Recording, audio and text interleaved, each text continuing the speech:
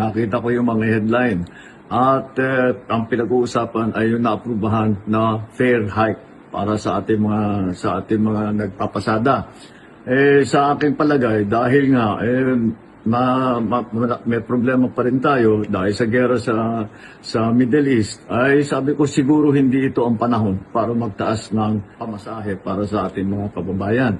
Kaya tinutos ko sa DOTR na suspendihin muna ang fare hike at i-defer muna natin yan, i-postpone muna natin yan dahil nasa gitna ngayon tayo nitong sitwasyon na ito na kailangan patuloy ang ating pag-alalay sa ating mga commuter, sa lahat ng mga ating manggagawa, mga estudyante, lahat ng gumagamit ng ating transport system.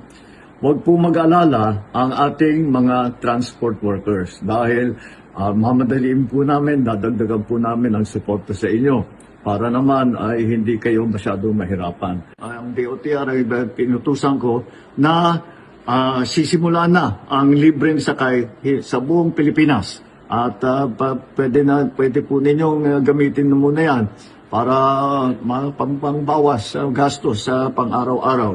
At sa MRT at LRT ay magdidiskwento po tayo doon sa pamasahe. Bukod pa doon, sa mga toll road ay meron din tayong inutos na diskwento para mas maliit na ngayon ang bayad ng taong bayan sa paggamit ng mga toll road.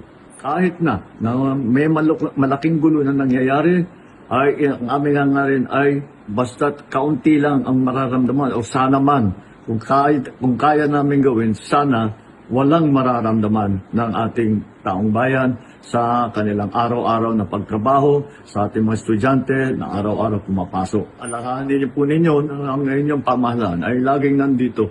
Lagi kaming nag-iisip ng panibagong paraan upang matiyak na ang inyong pamumuhay ay normal, maayos at ligtas. Maraming salamat po.